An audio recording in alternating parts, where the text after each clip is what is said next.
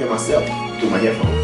Yes, man. Like, I feel real good about this right now. Pay attention, because you are now listening to Permission to Speak Freely. I don't know how to start except for the fact, like, we got to be transparent. Aaron ain't here this week. Surprise. Aaron's not here. Something, man. He went to the zoo to count the toenails on the elephants, man. Anything. At this point is anything, man. Come on, Aaron. He said he can't make. He said he had to sleep in today, man. Yeah, man. Come on, Aaron. He said he was going to some ceremony or something, some military ceremony or something. Yeah, man. Helping out with. We had a guest. She just called me and chewed me out for not reminding her that she going to be on. She gonna be on next week though. She gonna be on next week, so shout out to her. We looking forward to her. Actually, man, I can't wait, man. Much love to her. Shout out to her. I cannot wait to get her on. But so we'll get into it. So basically, what I'm saying is this, right? And I'm gonna let y'all know this now as a disclaimer. We about to figure this out. Yeah, man. We about to think on our feet. Yeah. So my last week, a couple of things been going on for me last week. But the one thing I wanted to talk about, I talked to you and Aaron about it a while ago, and it was this command committee that we were starting called SWAV, Sellers with a Vision. And the committee is like this all-encompassing committee, right? It's like Seller 360 is in it, Volunteer is in it. It's just a bunch of different. It's really Seller 360, but I guess people didn't want to embrace that title. So, we could go do the region Seller 360, and then we got our own thing. But with that said, one of the things that we decided to do was like these breakout groups. So a male breakout group and a breakout group for the ladies, where we talk about healthy dating habits and things like that, right? Like not love bombing and mistakes we made and stuff like that. So it's be like, we did our first session of that. It was me, one of the chiefs, and 6 of the sellers. And we went to the bowling alley, we grabbed some pizza, and we just talked about relationships and different things of that nature. And the one thing I'm thinking about in that regard is I've never done nothing like that with a CMC before. Especially as a junior seller. Our sellers are E4 and junior. And when I sat down, I thought about it. And I told him that, I'm like, yo, this is not like normal. And it wasn't like I was saying it to brag. It was just an observation. Like, and I also don't want them to think when they go to their next place, like they're going to be eating lunch with CMC in a small group. Like it's probably not going to happen that way. But we identify a need for that, for those conversations that happen. So that's the reason why we started having the conversations. And I loved it, bro. It was fun. Yeah. That sounds like fun, man. It really does, man. My only little small setting I'm doing right now, I do my little flight line talk, but that's like 3 sailors or whatever, man. But when you can open up conversations, man, and see where, man, you learn so much about sailors, man. Like I tell all leadership, when you have a sit down, embrace that shit, right? Because, man, you learn so much, man. Like the thought process, when sailors say something to you, it's like, oh shit. Like I had a sailor, man, that went to Captain Mast, man, and when I say, when you hear people talk, you start thinking like differently a little bit, man. They was like, hey, CMC, I heard that you can do like restriction from your own house, and I was like, huh? Like, but then I be thinking like, are you asking me to ask somebody? Or you know what I mean? I'm like, you're not doing that shit from your house or whatever, right. Man. I said, well, it's like house arrest, you know what I mean? It's some shit. But just the thought process of that though, man, when somebody asks you that question, like, are you asking me this for a reason? You know what I mean? Yeah. But all these conversations, man, you sit back and you think like, man, like this is different, Domo. We in a different time too, though. Yeah. Right? We in a different time. We doing things like differently, man. Like, and I call it, you know what I call it? Adapting, bro. Yeah. It's adapting, man. We got to adapt to the new times and new way of leading. And to me, this helps me, bro. this helps me lead when I'm knowing my sailors, man. It helps me to make decisions, and it helps me stay in the zone when it comes to what these young sailors are thinking about, right? And what's important. That's what I want to use. What's important to them, right? Because when you a young sailor, and I say this, when you a young sailor, it's all about what's in it for me, right? When you're young, and then you start to your leadership qualities and all that stuff start building as you get some more experience. But in the beginning, it's what's in it for me. So I want to know those things, man. Yeah, and I got to see like another side of some sailors, like that you don't get to see every day. And I don't mean like that I don't have interactions with them where I can't see this side of them, but some sailors are like example, I got a sailor that I know just don't want to be in the Navy. So I think anything connected to the Navy is not like giving this person no energy. You know what I mean? But being out there having this real world relationship conversation where we did bring some Navy back into it, like later, just seeing this person's like personality come out, like thrive and the humor and all of that stuff. It was good to see, and it was interesting because I'm like, damn, how can we tap into that at work? You know what I mean? So that was kind of good. You brought up restriction. Yeah, we're gonna veer off a little bit. Y'all got restricted barracks? Yeah, I think, man, the word on the street, man, we might have the last one in the freaking Navy, bro.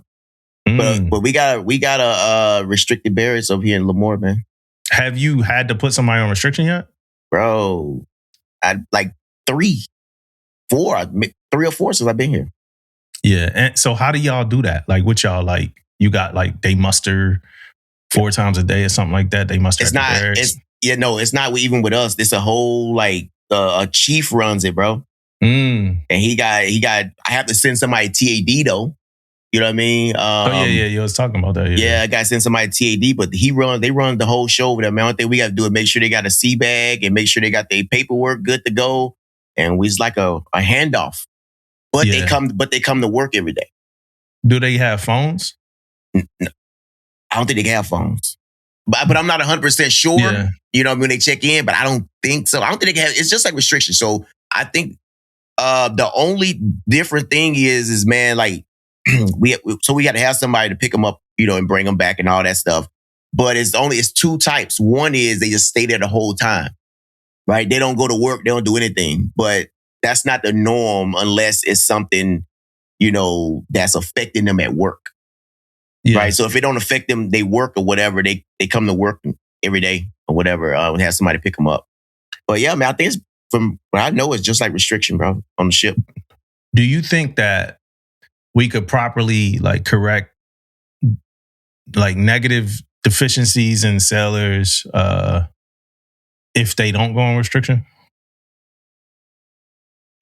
I think it is one of those things, man, where I think we can, but I think we got the tools. One of those tools is restriction. Let me rearrange my question then. Let me ask a better question. How vital is the restriction tool? How important is it? Yeah.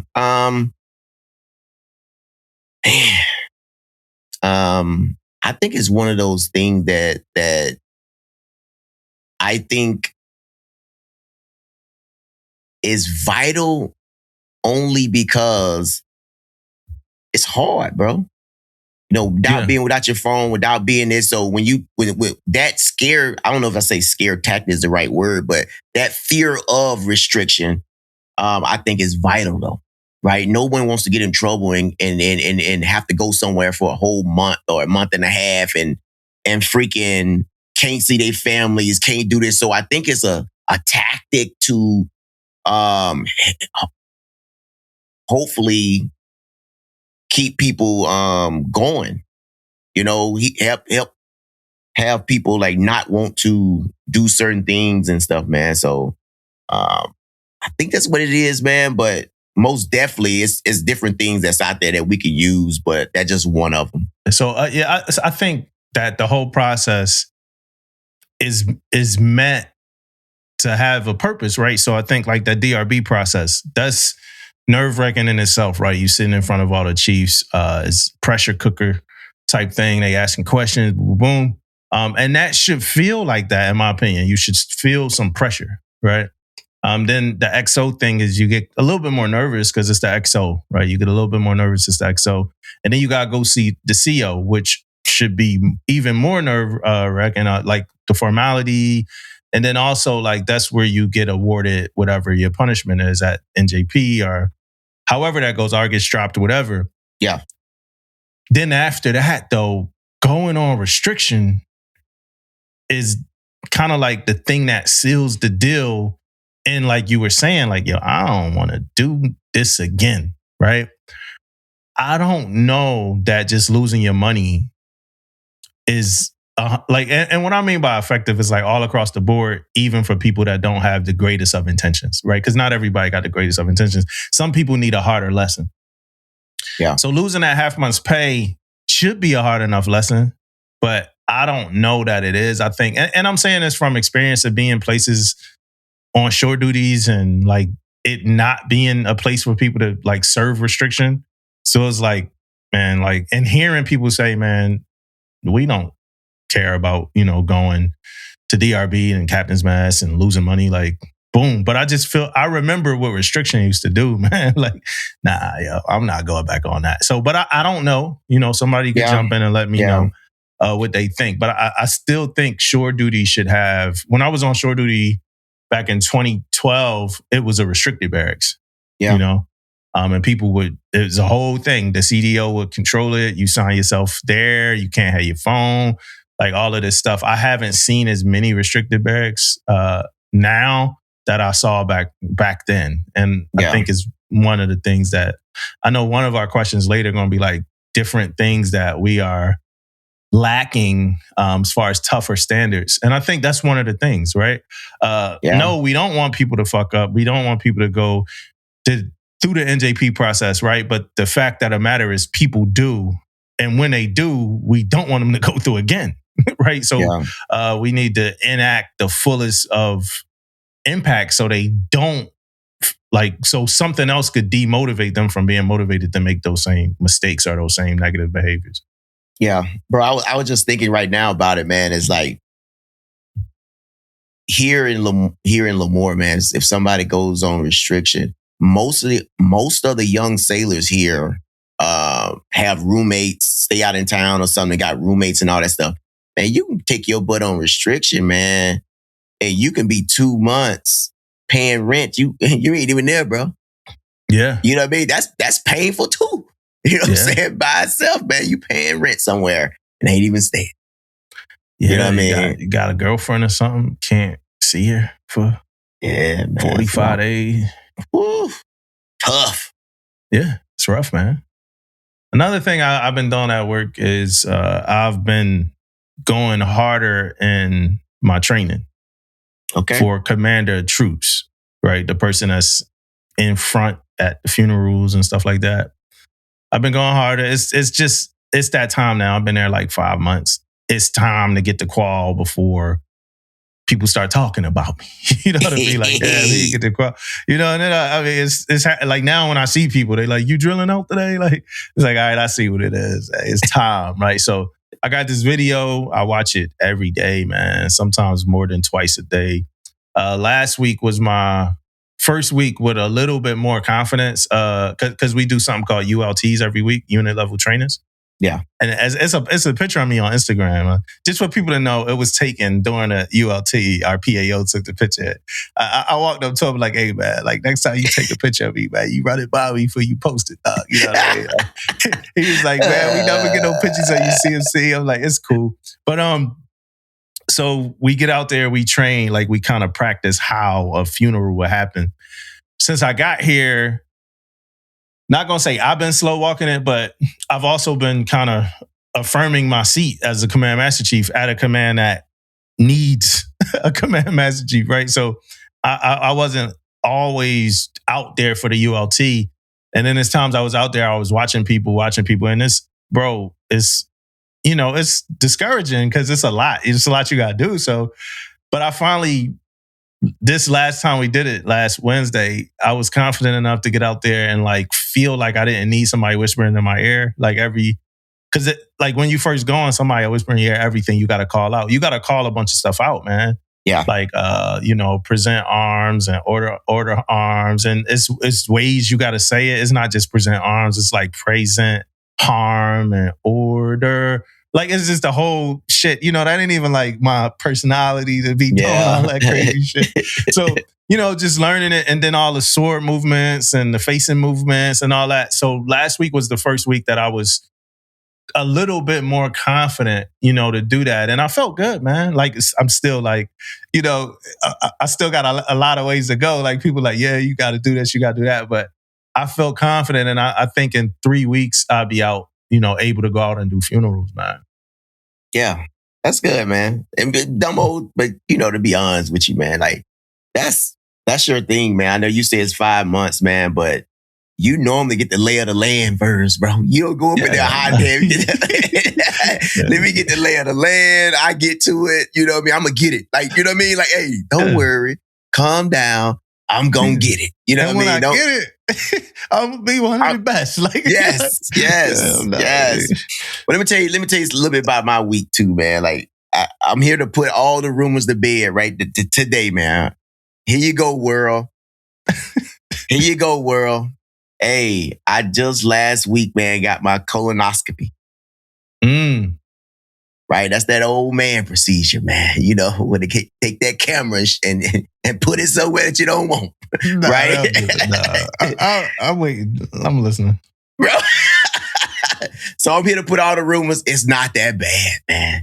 Yeah. Like, you'll know the build up to this for me, man. Like, I'm like, I don't want to do this. I don't want to do this. But I know it's something that has to get done, So I finally got it done. I'm here to put all the craziness to bed, man. They put your boy to sleep, and I woke up and I was feeling good, man. It wasn't that bad. They did it like old school though. Bro, it's old school. No, it's different ways to do it nowadays, bro. It is, bro. It's different ways to do it, bro. Well, I sure ain't get that. What's a different way? I gotta look it up. It's either like a blood test, or a urine test. It's another way to do it. Shit, bro. I got it. They told me that you do this every 10 years, but they showed mine, man. Say I got to do that shit every 5. I was like, God damn. For real? Yeah. Well, no, it was good. Oh, go ahead.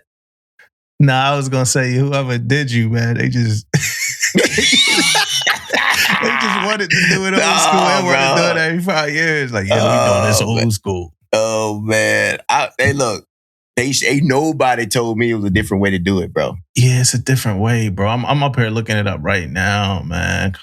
Yeah, it's an alternative. Bro. It's an alternative joint, bro. Like, you could do for colon cancer, right? Because that's what you're doing it for. It's for colon cancer, right? Yeah. It's different ways, bro. But I don't wanna get too deep into it. But they could do a CT scan. Is other non-invasive ways, but I don't want to. Somebody else that knows more than me naturally can answer this question. But yeah, it don't gotta be like this is the Navy, so I'm assuming that it's gonna be old school for me too. You know what I mean? But glad you got it done, man. Did you have to do any prep for it? Yeah, bro. That prep ain't no joke, bro. And look, let me tell you something, man. Let me tell you something about this prep, man.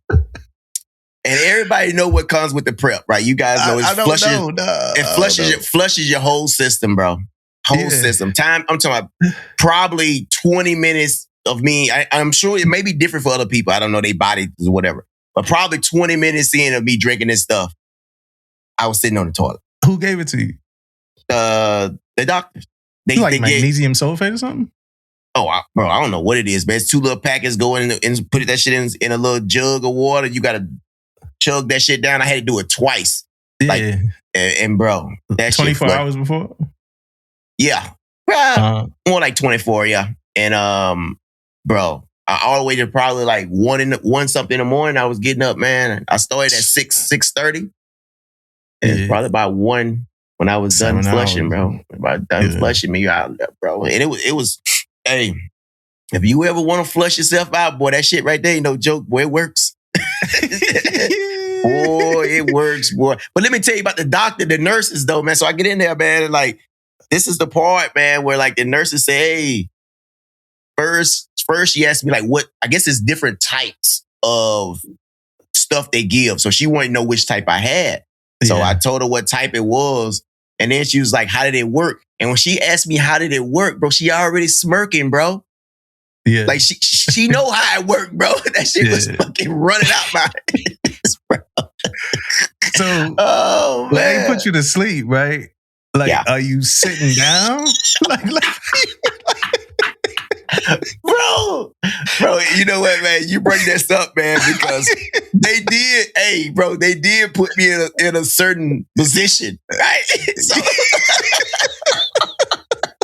this ain't funny, bro. This is not funny, man, but it's funny. God. But look, bro, hey, damn, bro, I don't know if I want to get this deep, but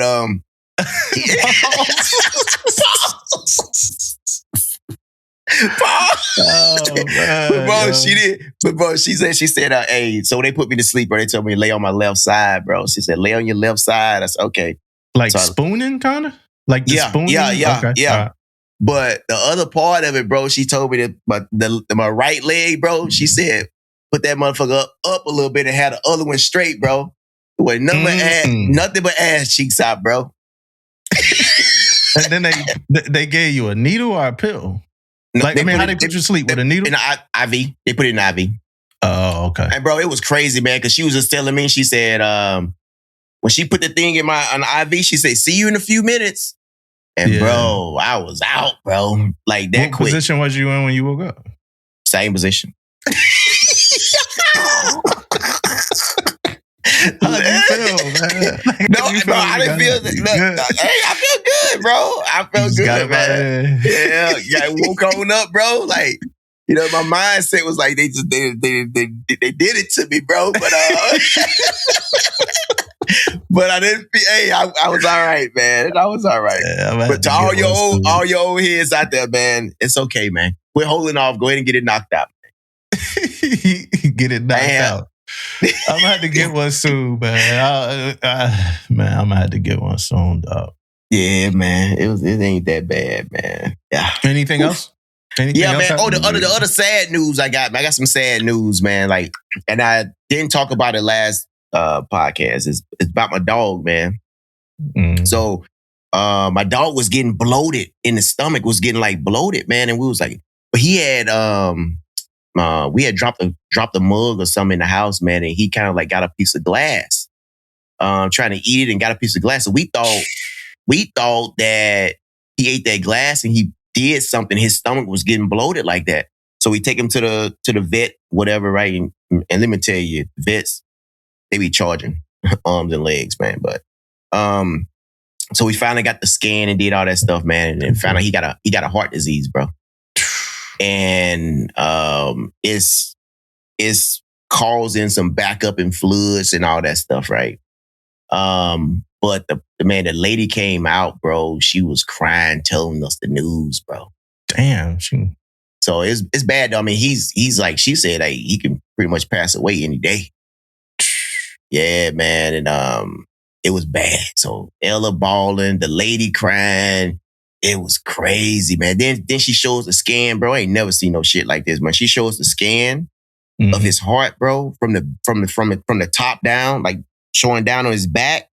Bro, his heart is almost wide as this freaking. He got an enlarged heart, and his heart is almost wide as his body, bro.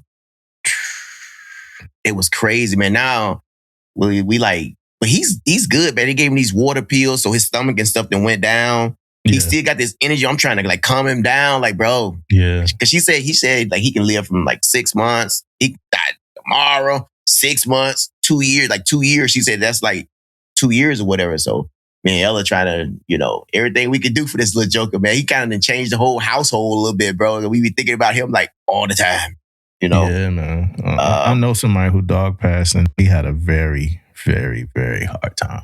Still having it. Yeah. Yeah, it's rough, man. Then because his sister got so much energy. She got all the energy in the world. So now we can't have them eat together no more. Because they'll mess around and have a little, every now and then they have a little spaz out on each other, man. Yeah, a little tussle for a minute. So I can't let them eat together. Nothing, man. So yeah, it's crazy. It's most definitely a changing event for us, man. I'm sorry to hear that, man. I'm sorry to hear that. Thank you. And I'm sorry to hear that you had to deal with them prices at the vet, man. They make you think twice about your life decisions, man. Like they make you think twice. I had Saint up in that joint one day for something. I might want to just leave Saint here, man. Y'all take care of him, dog. Hey, bro. Like, does he really need that? I mean, yeah. Does he really need the $1,500 like test? Oh, bro. This is my thing with him though, is like this, man. Like she gets up there, she talking. We dropped this 1,700. But that's not even doing what we need to get done though. Yeah. I didn't drop 1,700 before we even got to the main event. You know what I'm saying? Like, God, killing me. Yeah. They be wilding. Speaking of wilding, hey, what's my name? What's my man name? Charles Dutton from Menace to Society, man. The pop. Our Lawrence Fishburne from Boys in the Hood. I got one of those messages. So here's the story, right? 9 sellers arrested in connection with 2025 violent assault. 9 U.S. Navy service members were arrested Tuesday, right? And this is a little older. This report is from February 26th. So 9 U.S. Navy service members were arrested Tuesday for their part in an assault that took place in Jamul, San Diego in May 2025 to a San Diego County Sheriff's Office press release. The San Diego County Sheriff's Office and NCIS collaborated on a joint investigation that led to the arrest of military personnel in SoCal, several of whom were affiliated with criminal street gangs. The arrest stemmed from an incident that occurred at a May 3, 2025 house party in which a victim alleged they were assaulted by a group of people and pistol whipped with a gun.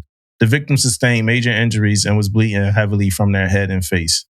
1 of 10 suspects sought medical attention at the local fire station following the incident. And detectives, just a whole bunch of people have been on this. During the arrest, detectives found 5 firearms and $20,000 in cash.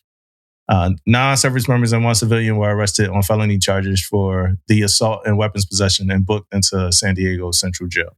I've been to Jamul before. I mean, I would have never even expected to see like gang violence there, but we got Navy sailors doing the gang violence.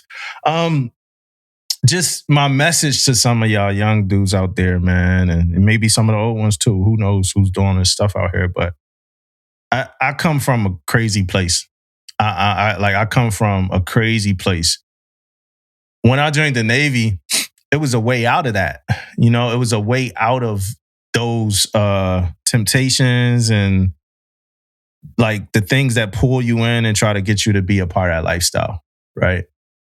I didn't go to the Navy to recreate that atmosphere. Like I went to leave that atmosphere. We are given a chance and an opportunity to do something different, right? Take the chance, take the opportunity. A lot of us, we say we were doing it out of because circumstances made us have to do it, right? A lot of us were doing it because we ain't had no other choice, right? That's kind of what we say. What happens when you do have that other choice, right? Mm-hmm. You know, do something different, man. Change the narrative. I'm not a fan of people joining the military and still thinking they gang members or still thinking they, you know, gangsters or something like that. That just, it just rubs me the wrong way, man. Yeah, me too, man. I echo everything you just said, man. And I said this before on the pod, man. Your ceiling is the crowd you hang with, man. Right? So if you out there hanging with that stuff, that's what you're going to be a part of, man. So, and I know these sailors that go through boot camp and get to their commands, right? They want to do good. You join for a reason, man. You either join to leave something or join to have a better life, to join for something that was positive, right? Then to get to your command and go find something that is most definitely not positive, right? So that's the question. Like, that's my why, though. Why are you going out there to seek this type of behavior, hang out with these certain people when you was trying your best to get away from it? I know you was.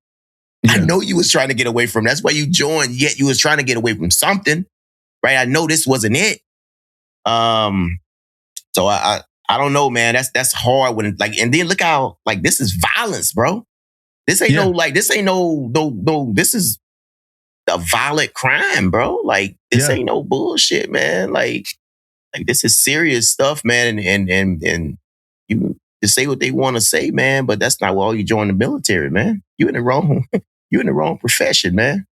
Yeah. And I don't. It's hard for me to understand and talk about, man.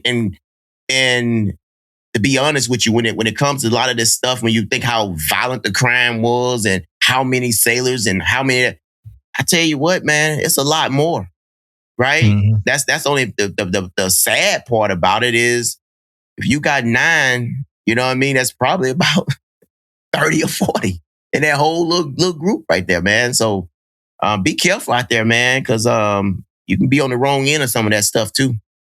Yeah. Go to work, man. Go to work, have fun, go home, have fun.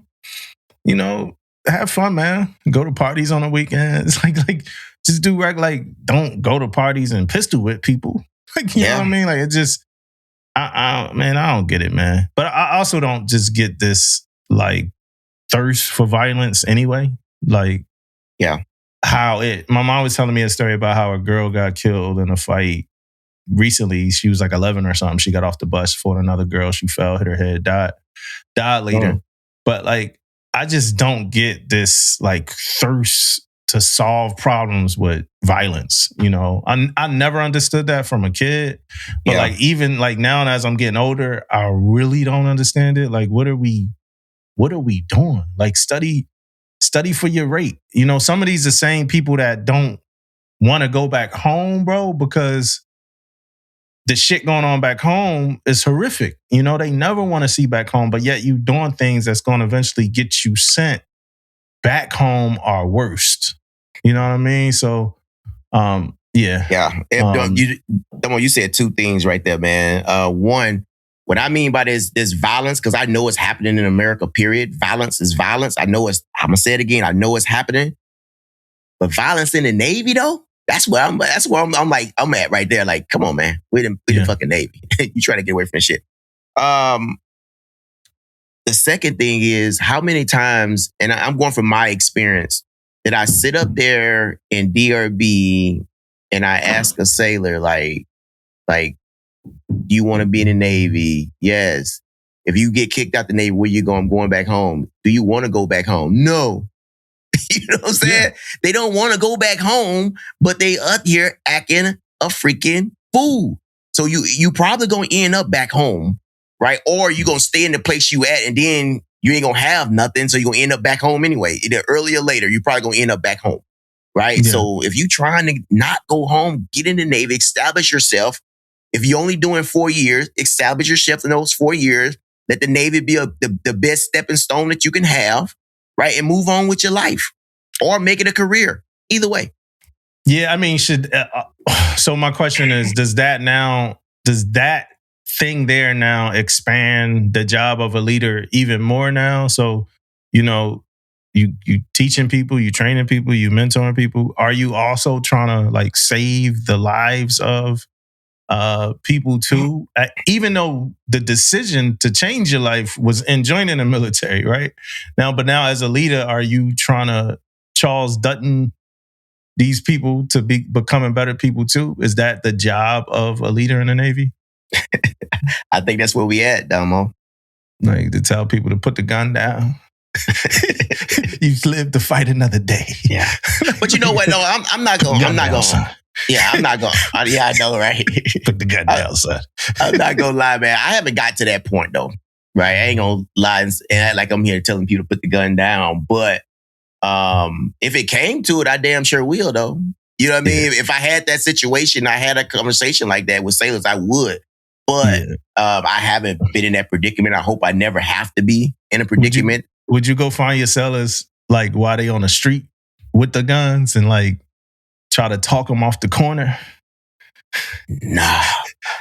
son. I think I'm You joined the military for something better. What are you doing out here with these gangsters? Get in the car. Hey, I'm gonna bring you Dumbo. back to the command. Hey, Dumbo, I'm gonna wait till you get back to work, brother. No, Yes. get back to work. Thank you. We got shit to do. like you're a grown ass adult. Like, what you like? Because eventually it has to be a limit to how much you extend yourself. Yeah. I'm not cleaning up the streets. You know what I mean? Like, bring your ass to work. Like, get that AWOL package, man. Yeah. Like, but I'm not cleaning up the streets for you, man. Bro, You know what I ain't mean? finna put my life in danger out there, man. I'm gonna let you get to work, bro. Look around. Right. You know what they say about those bullets out there in them streets, man? They ain't got nobody's names on them. Name on it, man. Oh, I ain't trying to be out there. I remember back in the day, I probably said this on the pod, one of my boys, man, he shot himself, man. Shot himself, so he ain't had to go to work one day. That's wild, bro. It's It can't be because story, man. bro,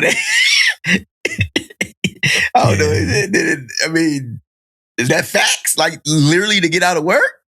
Yeah. And when That's I say one of my boys, like, we worked together, so we was in the same department. So we wasn't like, we was in the same department, so we ain't had no issues. We wasn't best friends or nothing like that. We just worked in the same department. It was funny, though. Yeah, he shot himself, man. Shot himself in the leg. That's wild, Shot himself in the leg, man. Hey, another thing, so speaking, like when we talking about violence and shooting and stuff like that, we are tracking an ODU shooting, Lieutenant Colonel Brandon Shaw, but we going to wait until our guest comes to talk about it because it's a little closer to her, just as far as geographically. So we are going to wait, but we do know it happened, and just, thoughts and prayers for everybody in that story as well. But let's talk for a second, man, about this fake news. All of this fake news coming out because of Operation Epic Fury, man. So shout out to Veronica Scott, who retires on the 27th of March or whatever. But Veronica, she hit me up, sent me a nice message. Like, hey, it was the message talk about delete Uber, delete Snapchat, like that joint, right? And I saw it. And me getting it from her through DM kind of made me question it anyway, but I thanked her for it and appreciated getting it. Then Aaron sent it to us. And I'm like, damn, Veronica just sent me this. And I'm like, well, if you sent it to Aaron, I'm going to believe it, even though I kind of still didn't. You know what I mean? The Aaron time. Well, remember when Aaron sent it, he was like, man, ain't nobody talk about this, man. like we need to talk about it. And it's like, I think you said something like, well, if it's real, and I said something. So I deleted Uber, bro. I didn't know you deleted it, Dumbo. I deleted Uber because you could just re-download it. And I deleted Snapchat. I don't really use Uber or Snapchat, so I'm like, fuck it. Like, look, if I'm gonna be on somebody's watch list because of this shit and I don't use them, I could just delete them, man. You know what I mean? Yeah. And again, like I said, I still kind of knew it was fake news, man. And then something came out like, hey, that message go around? It ain't real. It was like, but this is real. And it was a uniform message that we found out later is also not fucking real, man. Oh my goodness, bro. Hey, that you know what? Out of all the messages and all the fake news stuff, man, that Uber one was probably the biggest. Like, I'm Snapchat and all that shit. I don't really care about either. But that Uber sometimes is kind of important, bro. That's like when I saw that one on there, man, I was like, all right, now I need that Uber now. Uber app, bro. I'm using Lyft, but I'm like, damn, is it Uber Eats too? Because if it's Uber Eats, it'd be another. If it was Uber Eats, it'd be a problem, bro. If it was Uber Eats, I would probably be a victim. You know what I mean? Yeah. Like, hey, man, you got to delete Uber Eats. Nah, man. Yeah, Uber Eats would have been a problem in America, bro. Like, I'm talking about people have been talking. It's been on the news. It'd have been everywhere if it was Uber Eats. I'd have bought 5 more guns before I deleted Uber Eats, bro. I got the crib lined up, man. Come to the door. You come here if you want, motherfucker. Come in that damn door ready, motherfucker. Like, shit, I wish you won't. I wish a motherfucker would.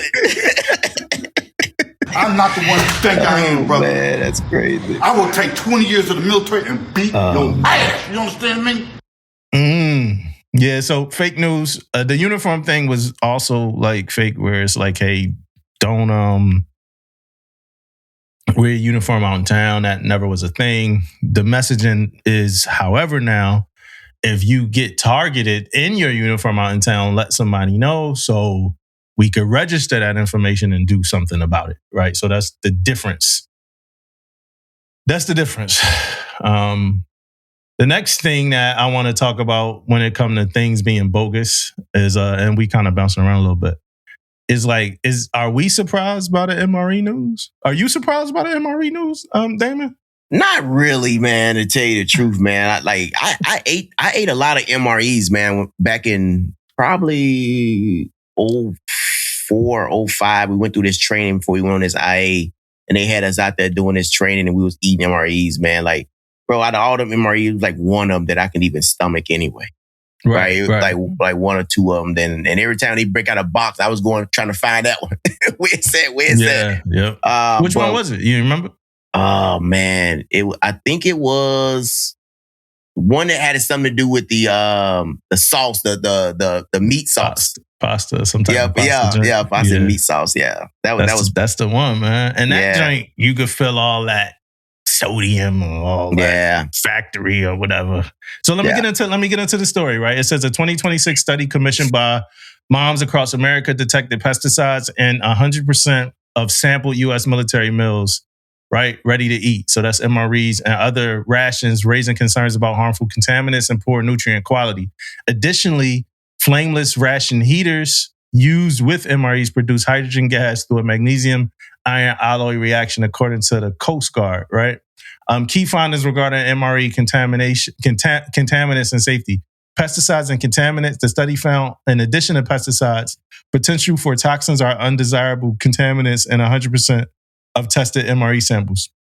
Nutritional quality. The study reported that military rations contain low nutrients in addition to these contaminants. Gut health. Army research indicates that an exclusive diet of MREs, I don't know who the fuck would ever have an exclusive diet of MREs, but I will continue, can impact the gut microbiome, leading to increased intestinal permeability, gut leakiness, and gastrointestinal symptoms. Safety misconception. While some MREs are packed with preservatives, experts say that they are shelf stable primarily through heat sterilization, not heavy chemical additives. And then heater hazards. The magnesium iron alloy in flameless heaters produce hydrogen gas and requires caution, though it is not a direct food contaminant. So I am not surprised by any of this MRE news, bro. Yeah. I tell you one thing, man. You know, when I first, seen this story, man, I was thinking about my time of eating them and my having this freaking tumor that I had to get removed in like 2018, 2019. If I find out that this was the cause, boy, we better be living large, Damo. We about to be living large, man. I'm coming. I'm coming with the mesothelioma. The mesothelioma action. I'm signing up, brother. I'm signing up. Shit. Hell yeah. Man. That's crazy, man. But yeah, I'm with you though. I'm not too surprised. Even, man, like MRE's been around for a long time too, man. And think about how many times things have changed, and the MREs ain't never changed, bro. Like, it's been the same shit forever. I think they may have came out with some new ones a couple times, but other than that, it's the same shit, man. So, yeah, not surprised. Even when Michelle Obama was the first lady and made food healthier, still ain't changed MREs, bro. Like, you know what I mean? Like, still ain't changed MREs. All right, let's talk about a couple things, right? So Aaron had a topic. Matter of fact, before Aaron's topic, let's talk this. I'm gonna play something. Are you being punished for being fast and efficient? In the Navy, I had a commanding officer do something that felt almost revolutionary. Now, I know that he didn't invent this concept by any stretch, but in my 25 years, I had only seen this done one time by this captain. If the work was done, if it was safe to leave, and if you didn't have duty, you could go home. Oftentimes by 1 p.m. It was called tropical hours, and you would think that people would slack off, but the opposite happened. People worked harder, they were more efficient, they were motivated because their time actually mattered. These are not people that need babysitting. These are professionals at their job who know how to get things done. And here's the thing, if you want those same people to stretch that job across 8 hours, they can absolutely do that. Because a lot of places don't reward efficiency, they question it. If something gets done quickly, people assume it can't be right or that something must be wrong. So people stop being efficient unless their hourly rate starts matching their expertise. When you value people's time, they give you their best work. But when you don't, they give you 8 hours. Exactly 8 hours. Shout out to May and Midlife on Instagram, Retired Chief, for that post. Before anything, Damon, I just want to say I had a CO like that before. Yeah, me too. Yeah, we did it. One of my first commands that I was at in San Diego, man. But I got a little bit of a funny thing about it now as I got older. You know, in San Diego is now, and not my schedule that I was doing. I think it was from 6 a.m. to 1400. I think that was the schedule, something like that. It was tropical hours, right? So as I got older, Dumbo, you know what I think about now? When you played this, is that I think the CO or the XO was staying in like Temecula. Mm-hmm. So now I'm thinking, right? You got to be there at 6. You beat the traffic that way. Yeah. If you get out by 14, you beat the traffic going back, bro. Yeah. You know what I mean? Like, is that why we was on tropical hours? I don't know, but I do know that the morning time was part of it. The traffic was part of that. For the morning time though. Mm-hmm. But it didn't also agree with everything she just said though, man. Like, when you put those times on there, you getting sailors out of there at 14 minutes. Sailors ready to get there and get it done. They don't even care about lunch, bro. Like, like they ready to come to work and get shit done. Now, with all that said, Damo, I am a firm believer too in the fact that my LPOs and my work center soups have that work list, man. Because that's what sailors come to do, man. They come there to go to work, get their shit done, and go home. Right? I'm not a fan of, and we do it all the time, and I'm saying we because at one point I was too, of keeping sailors at work when they ain't doing shit. You know what I mean? Neither. Like I am not a fan of it. And I remember maybe even on the Rafael Peralta, man, like let some sailors off and everybody like, oh shit, they gone before 15, they gone before like what? Like they done done. People. Remember those days you got yeah. Like it's like we have done what we was planning to do today, right? Now my whole thing was I used to tell like what is it?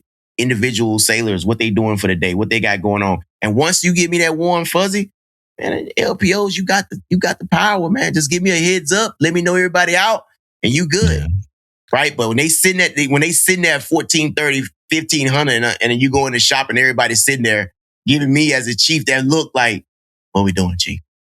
Yeah. what we doing? So yeah, I'm about all that, man. I like it. What about the seller that don't got the quals that they supposed to have? How do you control that? That goes back to, some type of dink study, man. That's bro, man, that's a whole nother conversation we gotta talk about too in a few minutes, man. But I think you have to hold whatever you doing at your command for people who are not qualled. You gotta hold that standard, man. And leadership has to be there for that. That's the biggest thing about these dink studies and all of these things. Everybody wants to go home though. Nobody wants to be there. You know what I'm saying? Yeah. To do this training. Even you got duty, you don't want to be responsible for this sailor. Right. And I don't like throwing extra stuff on duty people anyway. That's not my thing either. So somebody has to be there to train this sailor. If you want to keep them an hour, you want to keep them 2 hours, who's going to be doing it, right? Yeah. But that's the standard you have to set, though. If not, because it's a team game. The Navy is a team game. You need all the team players, man. So they got to be qualified to be part of the team. Yeah. You know what I'm saying? So I think that you got to hold that standard. And I think it's like deep studying. Yeah. I mean, that's the burden of leadership, right? That's what I remember. I always go back to this story. I might have told it on here already once, but when I was the first class on shore duty, I had just made first and my guys were like slacking off. So I'm like, all right, we're going to come to work on Saturday. You know? Now, mind you, I've been in the Navy long enough now to know like I might not have had enough power to do that, but we came to work on Saturday. I might have ran it up the chain or whatever. I don't know. I don't remember, but we came to work on Saturday, bro. And you know, I was everybody that had to come to work, like all my junior sailors, they either lived in the barracks or they lived in military housing on base. So like I'm the one who lived like 30 minutes away, bro. You know, so I get there all like, I done had to wake up an hour early, get on the road, boo, boo, boo. They 5 minutes ago was at the house. You know, they all coming in with flip-flops or the shit, like, you know, just ready to put the uniform on to get to work. And I'm the one like, damn, I had to wake up, get some coffee, like I had to have a whole routine. And that's when I realized like, oh shit, all right, damn, this is the burden of leadership. Like, cause even if you holding somebody accountable, 9 times out of 10, it's going to come down on you a little bit, right? Yeah. You're going to have to do something. Now, the other thing I wanted to add was this. Saturday, so I've seen like what she's talking about with the 8 hours and stuff like that. I've seen this too many times in engineering, like getting ready for inspections and drills and shit like that. Like where it's like, hey, I've seen it where it was like, hey, we're going to come in and we're going to knock out this list. Or we're going to come in and we're going to knock out these lists. I've seen it where we came in, we knocked out the list and we left. But I've also seen it where we came in and we got the shit done. And then somebody felt like we couldn't leave until a certain time. And maybe like 1400, right? Saturday is like, nah, we here till 1400. And then you start trying to tell people to find things to do. And that's when it gets nasty, bro. That's when you see the people, the attitudes change. You know, everybody came in there fired up, ready to go.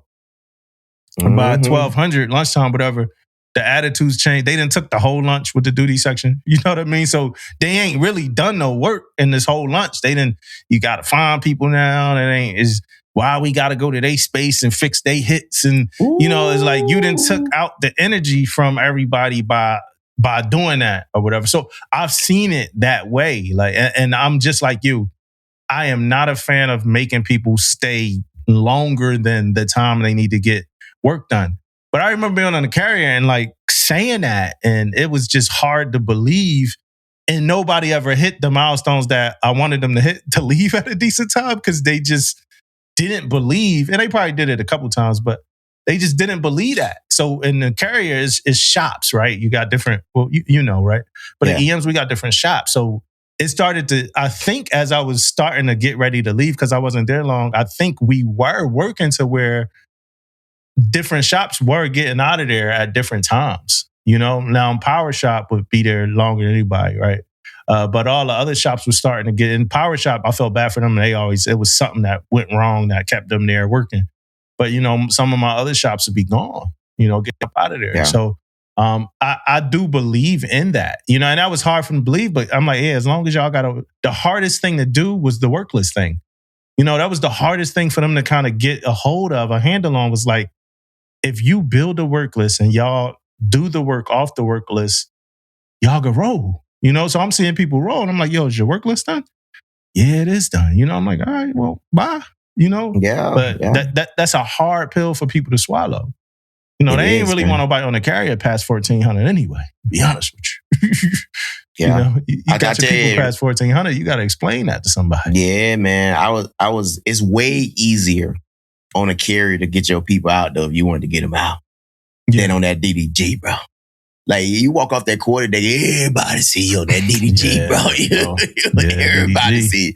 Got stagger them, bro. Yeah, man. Everybody see. Don't leave see, at the same time, man. Yeah. Like OSs be having a stagger people. People be hating on the DDG, bro.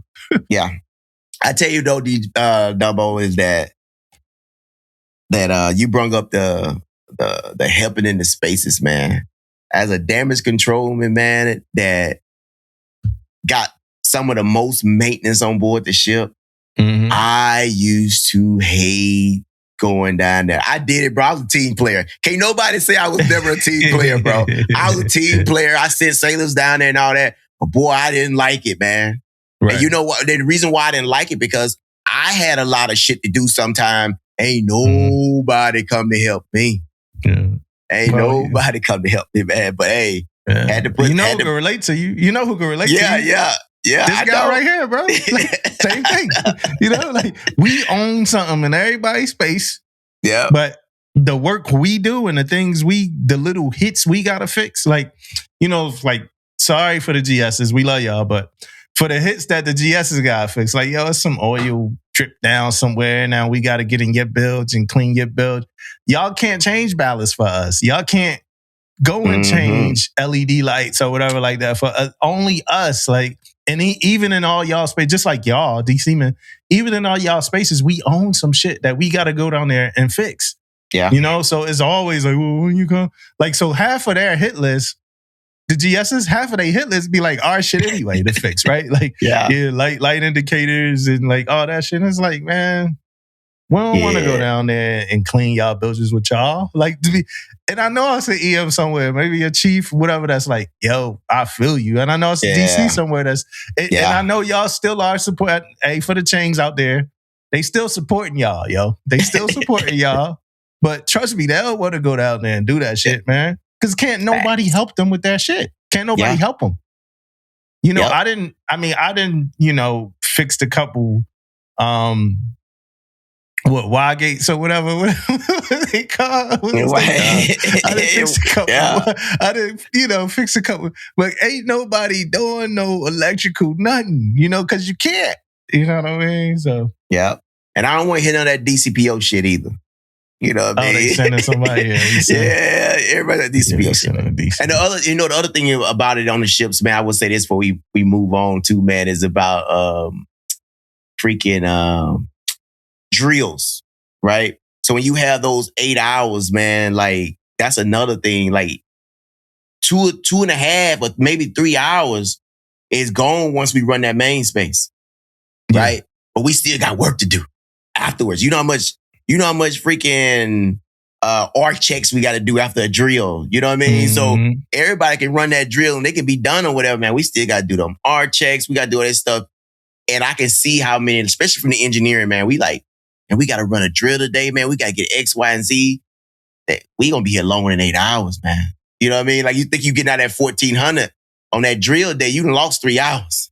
You know what I mean? So and then you got lunch you throw in there, a breakfast and probably lunch you throw in there. So you probably done lost some hours in there, man. So every time we run the drills, man, we got to be adaptive. I say, hey, man, can't put that much work on the workload today, man. We got to drill today. You got to be careful. You know what I mean? That's all about planning, though. That's crazy. I didn't even think about that. I never thought about that. Like y'all's R checks after y'all do drills. I know I probably have, but I don't remember. But damn. All right, you just gave me some perspective, man. I appreciate that. Yeah, man. You know. All right, here's Aaron's topic. Same thing. Here we Y'all, go. the military is so annoying with these WhatsApp group chat, messenger group chats. Like they are literally like irking my nerve. And then they use it for like bullshit. Like it don't even be professional. That shit be like so annoying. It makes me not want to answer any of my text messages, like normal text messages, and it makes me want to put everything on mute, like do not disturb.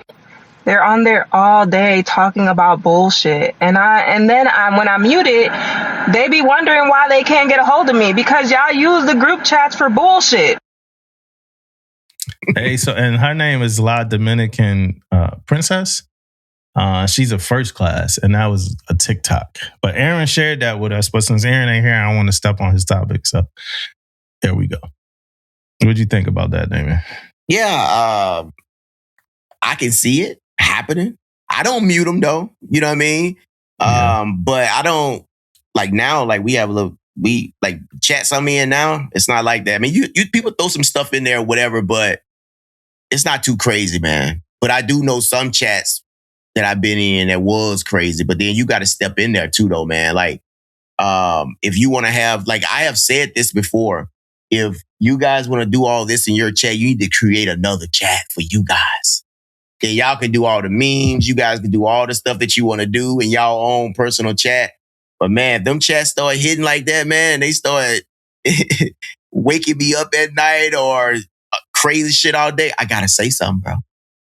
Yeah. You know what I mean? I gotta talk. We gotta talk about it, man. You know what I mean? We gotta talk about it. I'm not the chat dude, man. I heard in my command it's a lot of WhatsApp. Like almost everybody got different WhatsApps and different stuff like that. I am not. I have one WhatsApp at my command, and that's what a group of sellers, that's the fully qualified sellers at the ceremonial guard. They call them fools, right? I gotta chat with them, and that's an empowerment thing. And that it ain't, after if it started kind of wild, and a couple people came in there, ain't know what was going on, dropped a couple memes, and then I'm like, I had to hit them on the side, like, yo, that John ain't for that.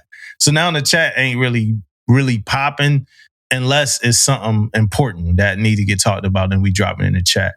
Or I'll drop things in the chat, like I dropped the Barracks cookbook in the chat, stuff like that. Like that's the type of stuff, I throw in that chat. But outside of that, man, I don't do them chat. Them chief group chats, none of that, bro. I'm not a fan of none of that. My issue with the chief group chat be this, yo. For the chiefs assistant, this be my issue with the chief group chat. We in there talking about like real shit, right? Real gotta do some shit thing. Are we planning something? Maybe we got a burger burn or a potluck, whatever. Then somebody drops a meme. Then his meme buddy meme the meme. Then some people laugh at the meme war thing that's going on. And then in the middle of that, somebody dropped some real significant matter, like something happened, like, a seller need to get called back or something. And then right after that, somebody throw something in there about the barbecue, like, hey, Damo, don't forget about the fucking the ice that we need or whatever, right? Or Damo, can you get ice? We never talked about it, but can you get ice? And then the meme dudes right back at it with their memes, and then the person, and now you 100 and something messages in, and the next day you come without the ice, bro. I come without the ice, and and I'm like, they like, yo, well, I told you, Damo, like we needed ice. And I'm like, well, where'd you say that, bro? I put it in the chat. When? There's 110 messages in that chat, bro. I'm not reading all of them. That's how Peralta chat used to be, bro. The chat that's how the Peralta chat used to be. Like, I'm not reading all them messages, man. People having fun. I don't joke around like that. I'm not doing none of that, bro. And then sometimes it'll be some good shit in the chat. Like, you know what I mean? Yo, we dropped that nav admin in there the other day. Y'all ain't look at it. No, bro. Like, so that'd be my issue with the chats, especially the chief chats. And I think I only could really speak on the chief chats because I'm speaking from the standpoint of a chief. Yeah, man. So I'm going to give you a story that happened to me here. And before I get into that story, I'm going to say I love all you guys here, man. It happened to this command. I love you guys, man. But we lead now, bro, damn near from in the aviation. I ain't going to say aviation community. I'm just going to say from what I experienced at my command. It's a lot of leadership through these chats now. Yeah. Like we leading through them. And the only reason I'm saying that because we don't do quarters and things like that. So a lot of the stuff in aviation, they don't like, how we in surface side, bro, we got quarters. We got put all our stuff out for the day. That stuff ain't kind of like, it ain't a quarter setting. They do their maintenance thing and all that stuff, but it's not quarters and things like that. So a lot of that stuff, you need somebody to do something or whatever. You'll see a little chat. Hey, can you, like from admin or someone say, hey, can you send so-and-so up? To do whatever, right? It's through a chat. So let me tell you about my experience here with the memes, man, that I had to say something, bro. Like, again, I love you guys. This is what happened, bro. So I take my picture, my command photo, bro, take it. It gets put up, right? Put up. So one of the chiefs, or senior chief, I don't know who it was, but they took a picture of it and they edited the shit out of it, bro. They for real? Bro. they got you? Bro, edited the shit out the picture. So, no, they didn't edit it on where it was at on the display, nothing like that. But yeah. Bro, they had one of my eyes going this way. This. It was crazy, bro. The photo was funny as shit. So it was funny. I ain't gonna lie. It was funny, bro. Okay. So something happened in the chat again. The fucking meme showed up again, bro. Yeah. Right? So I'm like, all right, it's funny, but all right, goddamn it. You know what I mean? Like, okay. So this third time, bro, I put something out to the mess. And right after I put it out, bro, that meme showed up, bro. Bro, the meme showed up, bro. And I had to address the situation after that one, bro. And I'm not going to say what I said in there, bro, but I had to address the situation, bro. I pretty much in a nutshell said, no, if you can't say it, don't say it. This is all the thing. I just told him, man, hey, I'm not no motherfucking joke. That's kind of all I said. Yeah. I ain't no joke. That's kind of what I said, bro. So that's how it went, bro. But that's how it goes, though. But if I wouldn't have said nothing, bro, I'd be still getting those memes right now, bro. Mm-hmm. You know what I mean? So it's always a time where, you know how you say closed mouth don't get fed, bro. It's one of those times you have to say something, right? Like voice it, whatever the case may be. And I tell sailors that all the time, man, you sit back, you don't say nothing, it's going to continue to happen. You got to say something, man. So, yeah, man, that was my meme thing, man. That was directed at me. I done seen chats, memes going crazy. I'm laughing with them. But that was the first time the meme was on me, bro. It's like, nah, bro, we ain't rolling like this, bro. Like, you had to say something, though, because again, like you said, it's a level of understanding and the separation when we having certain conversations, and like like every time I post some shit, you ain't about to just do this joke thing. Like, what is this? Like, you have to say something, and I hope people understand that when they like you gotta nip shit in the bud. Like shit can't just continue to happen. Yeah, and shouts out to everybody on that too. Cause time I put it out, boy, it was good. Like I was getting. People hitting me up on the side, like, you know, I'm glad you said that. You know what I mean? It's about to get crazy, bro. I can tell. Yeah. For the mess, man, I'll say this myself, man. I ain't gonna let Damon say it. Y'all better leave David alone, man. Y'all better stop playing with him. Y'all better stop playing with him. Y'all be thinking people put that cookie on, man. And, you know, they forget about what they know about, man. Let y'all know now. I know some of y'all listen to this podcast. I'm going to tell y'all, man. Leave that man alone, man. Terrence Howard voice. Leave him alone, man. Real shit. Man. Where we at with it, bro? Let me see. Let's talk about this performance versus potential, man. Right? That's where we at. That's where we at, right? Mm-hmm. Okay, hey, bro. So I was thinking about this, man. We always, evaluations. We talk about performance and potential, man. And potential is normally a bad word when you talk about evaluating sales, bro. Like potential, right? So I thought about this for a second. I want to know your thoughts on this, Dumbo. People get drafted in an NFL and NBA on potential, right? Mm-hmm. Like, for example, we'll go NBA first, man. NBA, they average in college freaking 8 points a game, 2 rebounds, and a steal. And they can go in the top 5. Because they 6'8", they run this time, they shooting good from when ain't nobody on them. But it's about the potential, right? The potential. NFL the same way, they got a draft process, right? It's about the potential because they big, they strong, they gotta be able to do this if they got these they fit this type of profile. But when we talk about in the military, man, potential is a bad word. I want to know your thoughts on why is potential such a negative word when it comes to sailors. I think it's because somebody said it was. You know what I mean? Like, somebody said it was some time ago. And they like, you can never have potential. you should be doing the thing and doing the thing.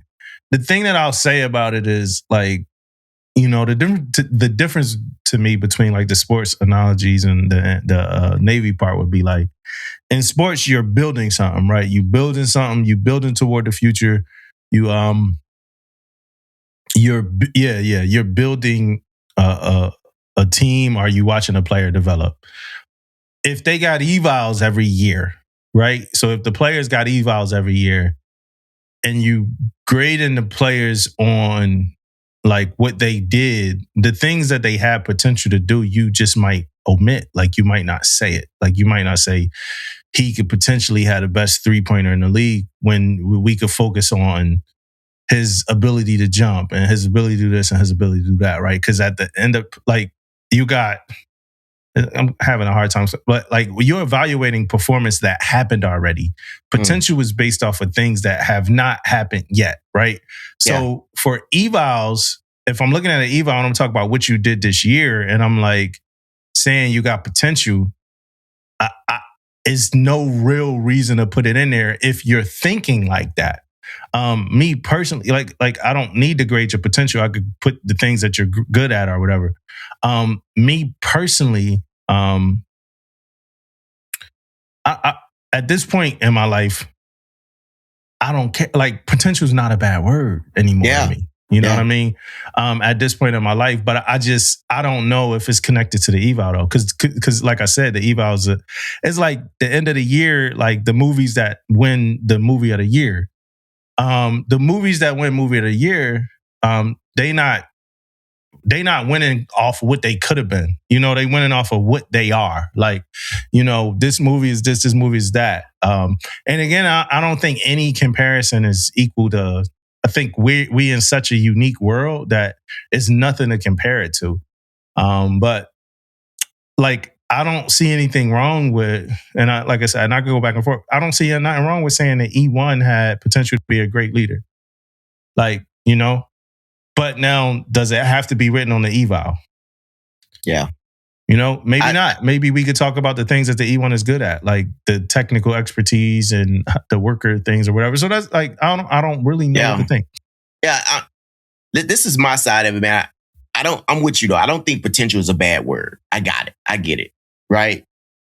But at the same time, I also wouldn't put it in the eval either. Not because of what you said, more because of who's looking at it. Because it's a tribal thing. Yeah. Potential is bad, right? So regardless, I'm not putting it in there because it's going to I feel like it's going to be a negative towards this sailor. So I'm not going to put it in there because this is what we've been teaching for the last 50, 60 years about potential. Yeah. Or maybe longer. So I wouldn't put it on there just because of that. Now, if I saw it in there, I tell you right now, I may be the guy that say, is that really bad? You know what I'm saying? I might just raise my hand and say that. Like, what is really like wrong with that? But I wouldn't put it in there myself because I know how people going to think about it. And then I know that I'm not going to be the one that possibly grading a package in Millington.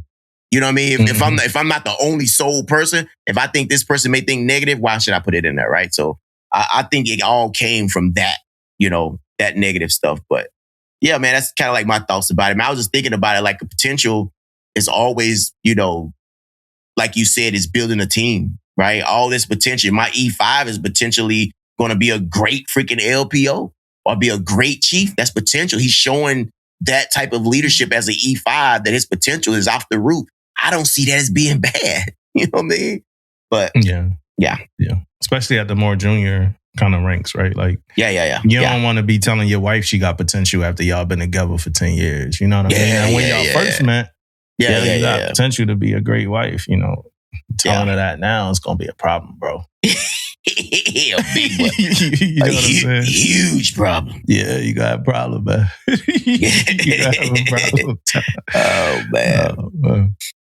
Hey, so also, man, we were speaking about the, I was thinking about the standards, man. Some of the standards we kind of like them laxed a little bit. And just thinking about, what is some of the standards we may want to bring back and enforce, right? Like bring back. And the only reason in my standard I was thinking about was like DINK, which we kind of mentioned earlier. And the only reason why I brung that up is because of where I'm at right now, right? Yeah. I didn't know. Aviation world, I'm a CMC, I'm a surface sailor. I could be wrong. I'm okay if you correct me when I say this. But I didn't know that a sailor can sign a page 13 saying they didn't want the next qual. Right? They can kind of like forfeit that qual. In the surface world, you sign a page 13 saying that, hey, you getting these 3M, your DC, and your rate qual, right? You got to sign off on those three. You always working on a qual, right? Yeah. You always working on a qual. But I did not know that you can say. So if that sailor didn't want to get it, they signed that page 13. They are good. Yeah. Right? I think the DINK study holds people accountable. I say this all the time till I'm blue in the face, and I'm going to say it again. If you want to be part of the team, man, right? That's qualifications is a thing. You got to get your quals to be part of the team. And now with the BBA thing that's happening now with the CA2P, more than ever, you need people to get qual, right? Because like I said, I told this to my mess also.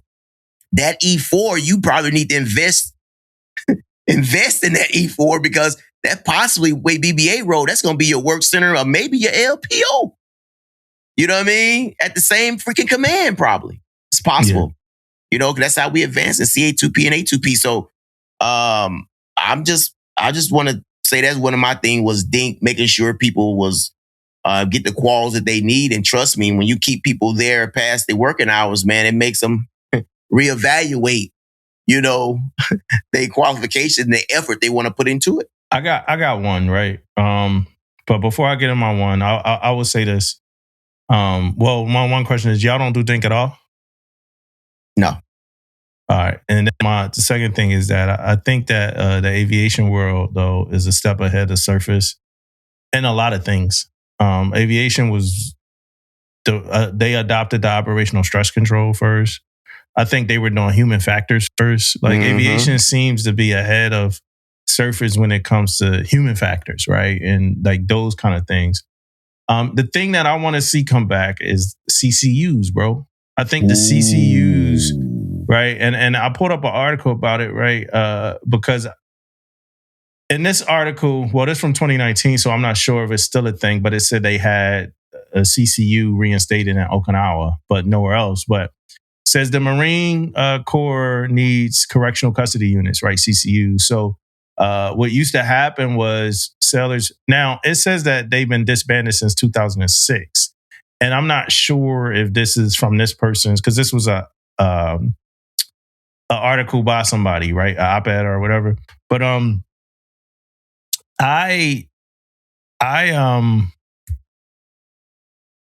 I remember CCUs when I was a junior sailor. I remember people going, and this was in 2007, so it was after 2006.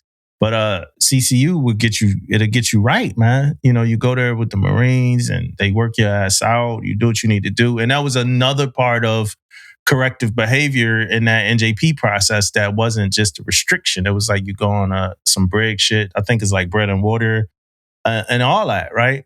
I felt like the CCU got people right. And I feel like it's something it's something we need now more than ever before. But yeah, I'm interested in your thoughts on that, man. Bro, I got some experience with CCUs. Also, bro, I think it's most definitely, I think we should get rid of restriction and just have CCUs. Send them there, bro. I had this guy, man, hey, I don't know where he at now, man. My first command, he was a GSM 3, man. Hey, this dude was kind of like, he went there, bro, being disrespectful, whatever he was doing, man. And they had some issues with him. And he was a little heavy set guy, man, probably about 240, probably like 5'9", 5'10", bro. That dude came back from CCU, man. this Joker then lost probably like 20, 30. It was 30 days, bro. He done lost 20 pounds or whatever, beefed up or whatever, bro. That dude was a different sailor when he came back, man. We didn't even know who he was, bro. Didn't nobody want to go to CCU, bro. He was like, he said, hey, man, this dude said time he got there, they was on his ass, bro. Like, he had a sea bag on his back and it was it was crazy from day one he got there, bro. That what he was telling us, man. So, yeah, I agree with CCU, man. Most definitely, man. Like, where we at now in the Navy, man, and how things are going, I think CCU is, and it's not a scare tactic or nothing like that, man. It's just, I just think it's what we need right now. Yeah. Just straight up. Yeah, we need CCU, especially what, like we talked about earlier, shore duties not having restrictions and things like that. We need CCU. And it doesn't hurt to like send people there, give them jobs, and it's not going to hurt us. It's going to help us in the long run to create jobs for people to do at CCU. It's okay to go and create space to do things that benefits us. Like, it just seems so hard to do shit sometime in the military, man. Like, just fucking do it, bro. That's like the meeting I was talking about earlier. That I said I did with my sellers, bro. I could have yellow taped it. I could have, let's figure this out. Let's write this. Let's do this. Let's make sure. No, man, let's just take these people to the bowling alley and let's have a conversation. Like, we don't need yellow tape. And I just feel like we do that. Even like we got this whole thing about the barracks that we're going to talk about next week. And I kind of talked about the barracks a little bit, but I think it's just way too much yellow tape with all this shit. Like, it's barrack, and then it ain't, the shit don't stop till it make the Navy Times or it make like national news. That's when you start seeing people taking action. When these things are problems, man, people talking about them. You know, there's problems. Like, it's too many barracks is over 100%. It's too many barracks that the conditions are fucking horrible, bro. Like, trash, bad, right? We need to fix this shit. Like, we need to fix it. But I mean, that's a conversation for another day. Yeah.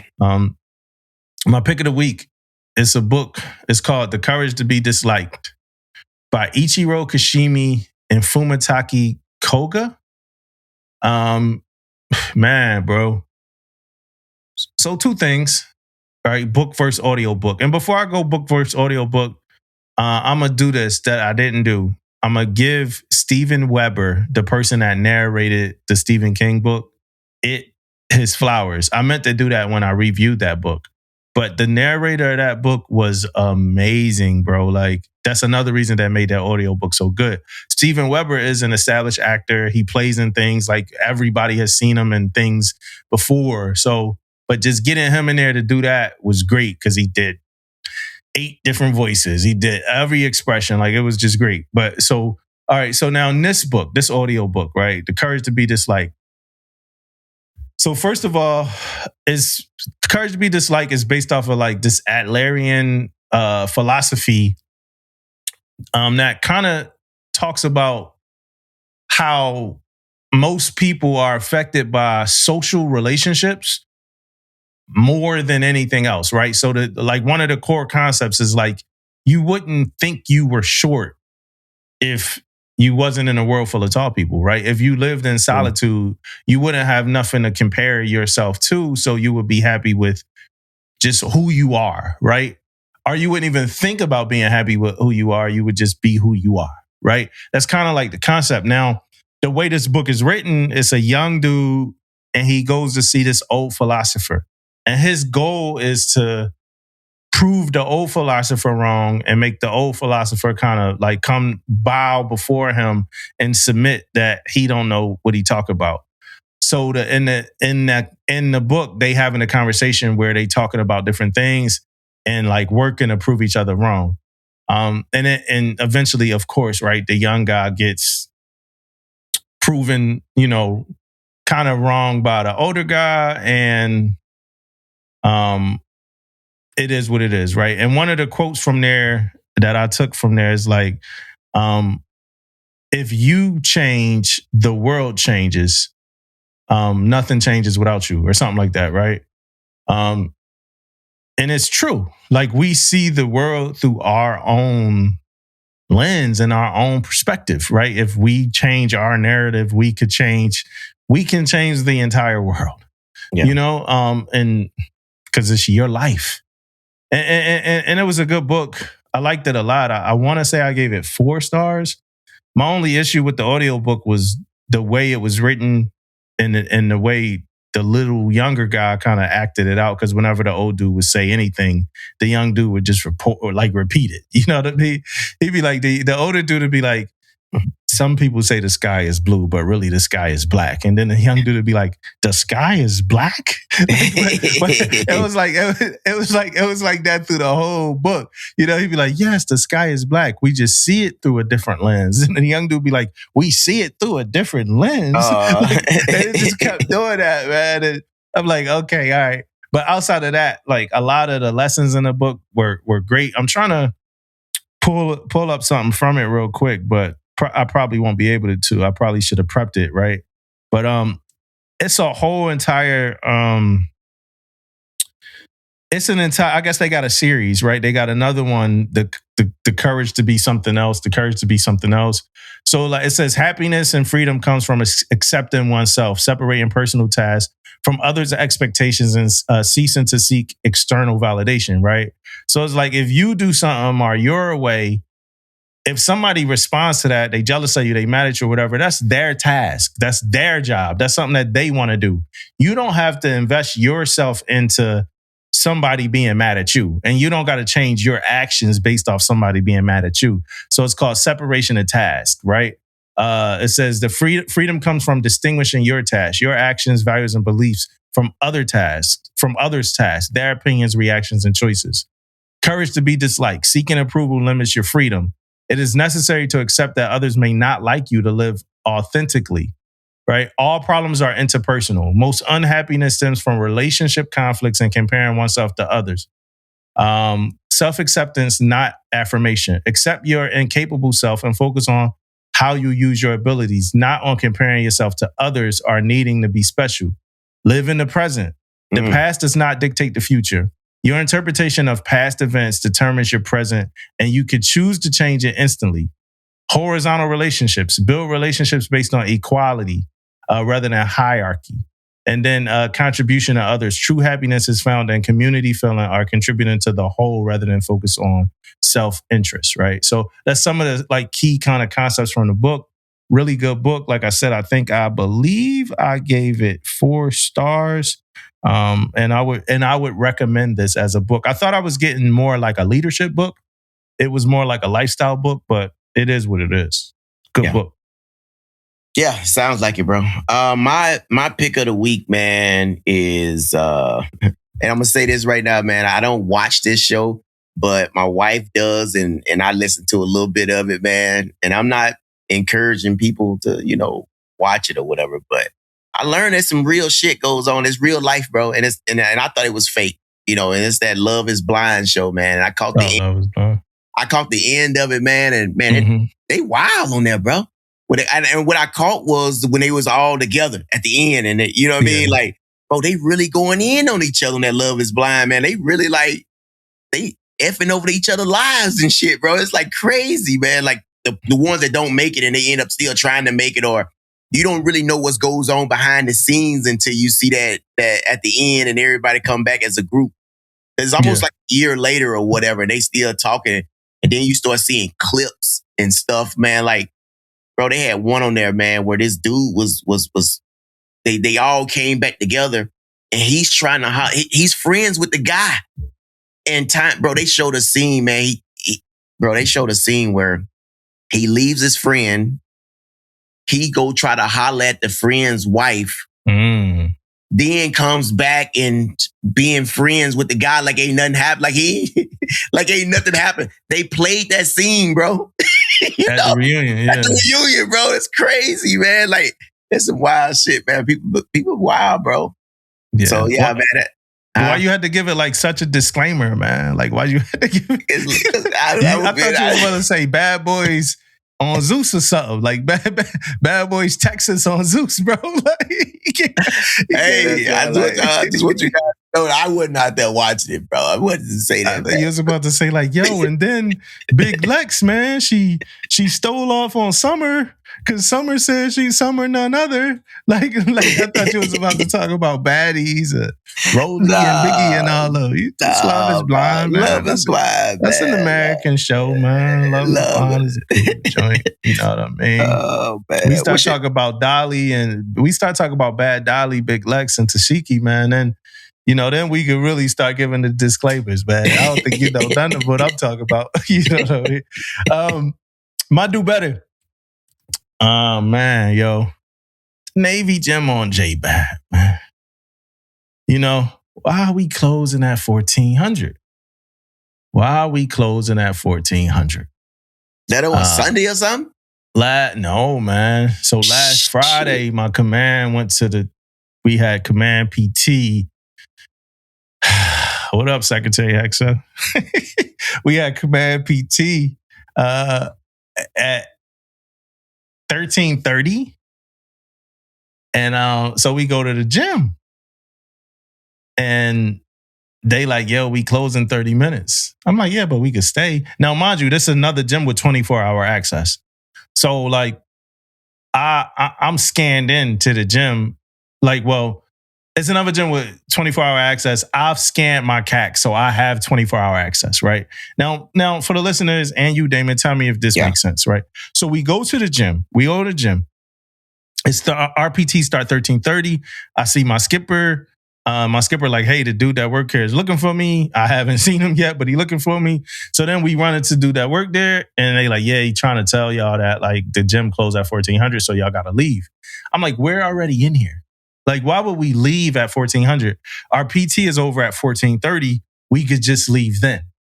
And I'm like, and plus, ain't this a 24-hour access gym? Now, everybody on the base got a CAC, and we're a command. Like our CO is here, our CMC is here. Like, why the fuck would we have to leave, right? Like, it just don't make sense. And the dude's like, yeah, don't make, how dudes be, don't make sense to me either. But, that's pretty much what they saying we got to do, right? So I'm like, all right. So like, I'm like, for instance, like for me, I have 24-hour access. So like, and this is what they said. They was like, yeah, you would have to leave out and come back in with your CAC.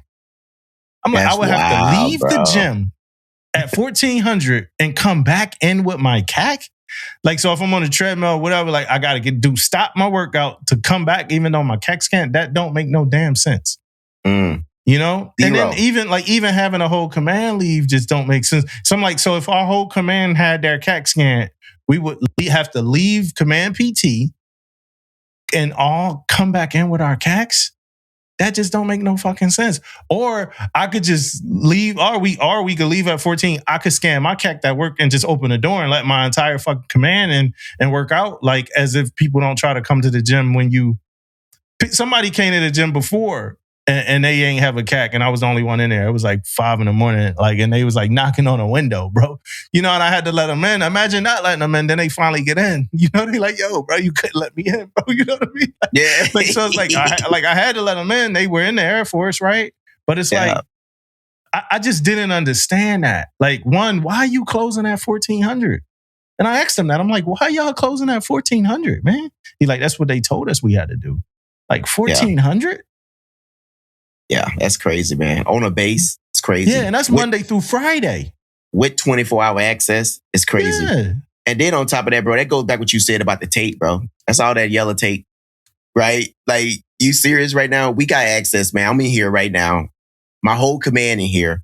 It's a 24-hour access. Why am I going to remove my whole command to come back in? I done killed the whole vibe of PT if I let everybody leave this building and come back in. PT it's over time, it, bro. Like, and hey, take a page out of Hotel Del Coronado's book. You ever had brunch at Hotel Del Coronado? Mm-mm. Bro, I don't know why you haven't. But for the people in San Diego, if you haven't, go to brunch at Hotel Del Coronado, please. I think it's like $150 or something a head. I forgot how much it costs, but it's not cheap.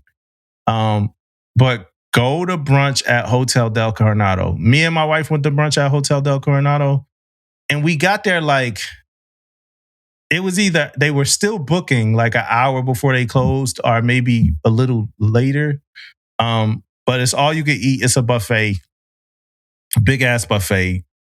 probably the best buffet I've been to in America. And it's probably better ones, but it's the best one I've been to in America. But the shit was, you know, I'm the kind of person that don't want to be there when the place closed because I'm trying to be considerate. So me and my wife, I'm like, all right, boom, we got to stop. Like, we kind of just got settled in and all that. I'm like, all right. And the person that came over there is like, man, we not getting out of here till y'all get out of here. Take your time. Like, we good, you know, and then it was more people there. Like, as we started to leave when we saw like more people leaving, but we were there for like another hour, 20 minutes, bro. Like, and never felt like they were like pushing, like they were putting chairs on the tables and like segmenting off the space. You know how they do that in the gallery? On the mess decks, like, you know, like never felt nothing. Like it was like, you're going to get what you paid for. And at the gym, like, what? Like, I don't see why y'all just don't leave. Like, we have a command, and I get it, some of it, right? Like, people could get hurt, but people could get hurt with 24-hour access. People could trash the place. However, people could trash the place with 24-hour access. So still none of it really kind of, you know, matters, except for, I guess, you got a big group of people and it ain't enough people to watch them. But even then, it's only two of y'all and y'all about to stay at the desk all day. Like it's none of it really kind of, to me, matters is that much to hold tight to that. But it is what it is. Yeah, that's my do better. It pissed me off. Yeah, that's crazy, bro. Hey, my do better is pretty simple this time, man. I'm not going to get into details about it, man. But hey, if you're not trying to improve a program or improve how we do business, leave it alone, man. You know what I mean? Just leave it alone, man. Like, I'm all about improving and getting better. Don't get it twisted. But to grab something that we've been doing for a long time, to change something that does not even matter, leave it alone, man. Leave it alone. Period. Right? And I'm going to leave it at that, bro. That's my do better, man. Hey, y'all. Love y'all. Looking forward to this next episode with the guests. I didn't wear this because of the guests. We're going to get it right, man. I might wear this shit two pods straight, man. But we're going to get it right. That's right. Mississippi stand up.